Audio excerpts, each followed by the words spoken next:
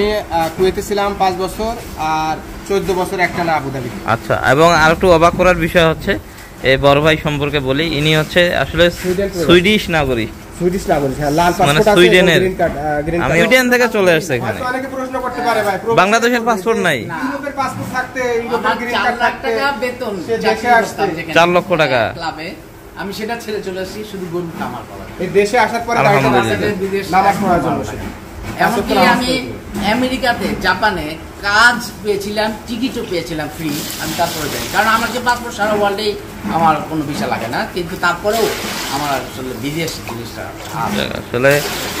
আসসালামু আলাইকুম প্রিয় খামারি ভাইয়েরা, দেশ এবং প্রবাস থেকে আপনারা যারা ভিডিওটি দেখছেন সবাইকে জানাচ্ছি আন্তরিক শুভেচ্ছা অভিনন্দন। ঠিক এই মুহূর্তে আমার খামারে 2 জন অতিথি এসেছে। তো এনারা সুদূর যশোর থেকে এসেছে এবং 2 জনেই প্রবাসী। আমরা আসলে এনাদের কাছ থেকে এনাদের পরিচয়টা নেই। ভাই, আপনার পরিচয়টা একটু বলবেন। আসসালামু আলাইকুম ভাই, আমি মোহাম্মদ রেজাউল ইসলাম রেজা। আমি দুবাই প্রবাসী। দীর্ঘদিন যাবৎ 2004 সাল থেকে 2024 সাল পর্যন্ত আমি প্রবাসী ছিলাম এবং বাইরে ছিলাম।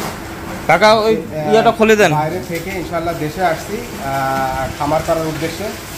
তো যাই হোক, আপনারা সবাই দোয়া করবেন। আমার বাড়ি আছে যশোর জেলা কোতোয়ালি থানা দিয়া বাজারের 500। আমি একটা নতুন একটা শেড করছি। আপনার এই খামারটা দেখে উদ্বুদ্ধ হয়েছি নিজে যে আমি এরকম একটা খামার করতে চাই, যে কিভাবে স্বল্প খরচে কিভাবে খামার করা সম্ভব। আচ্ছা, এটা আসলে অসম্ভব। আমাদের যশোর জেলার ভিতরে যে কেউ যদি খামার করতে চায় সর্বপ্রথম আগে চিন্তা করে ঘাসের। আচ্ছা, তো এই ঘাসের জমি সবার করা সম্ভব হয় না, যার জন্য খামার করা সম্ভব হয় না।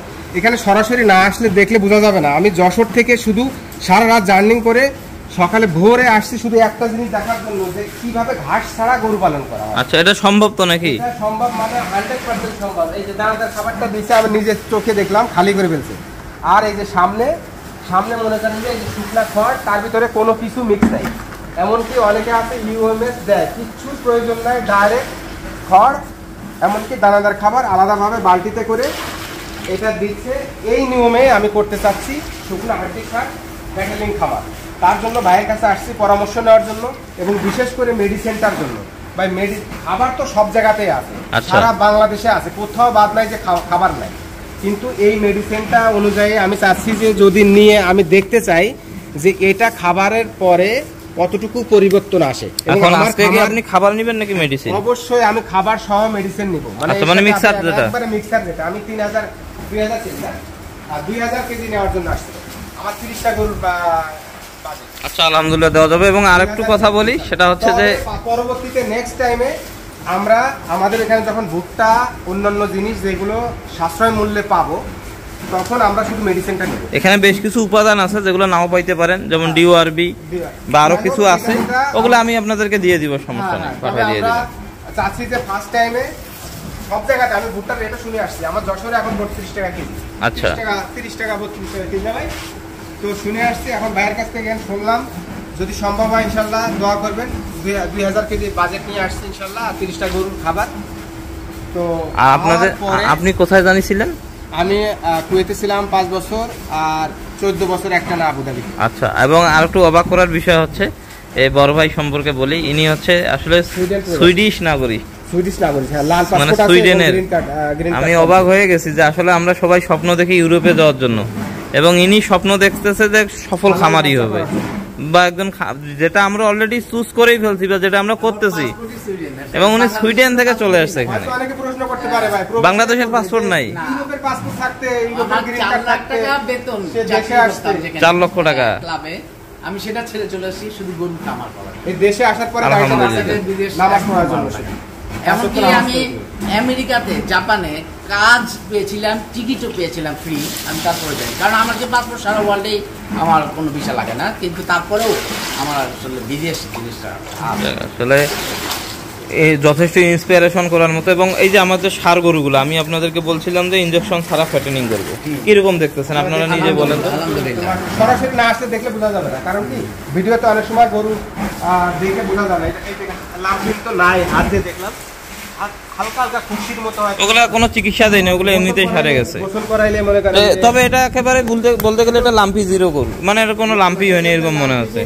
মনে হচ্ছে লাম্পিং জিরো, এমনকি প্যাটেলিং তো হয়ে গেছে, বিক্রি করার মতো উপযোগী হয়ে গেছে। এই দিকের গুলো বেশি ভালো হয়েছে, মানে বলতে গেলে যে এই কয়েকদিন আর গরু কি ভালো হবে, এখনো 60 দিনও হয়নি, 2 মাসও হয়নি, তাতে এরকম হয়ে গেছে। তবে এই একটা গরুর ভালো জাত, এই একটা জি সবগুলো মোটামুটি ভালো ভালো গরু। কিন্তু আমি চিন্তা করি যে কিভাবে খড় খাইয়ে সম্ভব, এটা সরাসরি দেখার জন্য অসম্ভব। ইনশাআল্লাহ। অনেকে জিজ্ঞাসা করছে ভাই ঘাস লাগাইছেন কয় বিঘা, আমি কই এখন কি বুঝাবো, কেমনে বুঝাবো মানুষকে যে আমি ঘাস ছাড়া পালন করতে চাচ্ছি।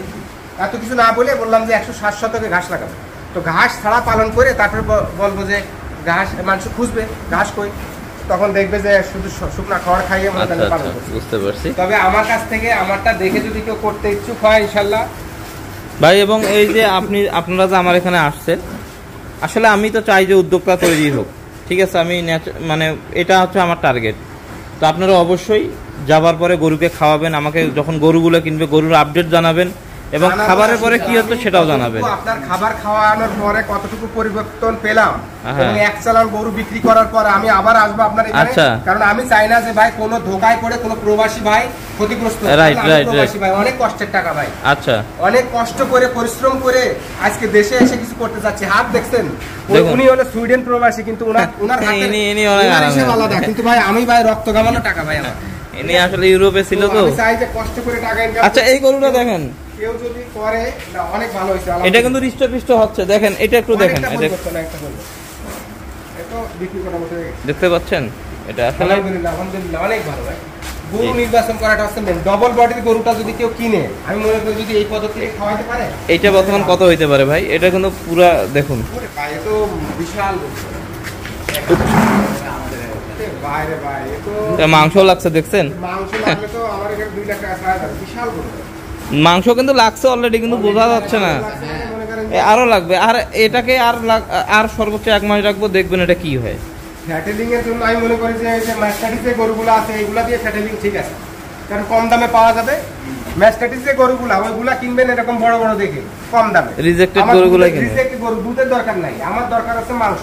জি, হ্যাঁ, ওটা যদি করা হয় তাহলে মনে করেন যে আমরা তো এই হচ্ছে মূলত আজকের এই ভিডিওটা, বা আমি আসলে আপনাদেরকে জানাতে চাচ্ছি যে আসলে আমরা কতটা বাস্তবসম্মতভাবে আপনাদেরকে ভিডিওগুলো দেই বা খামারটা করে থাকি। সরাসরি এসে এনারা আসলে জিনিসটা অবজারভেশন করলো, এটা আমারও খুব ভালো লাগলো।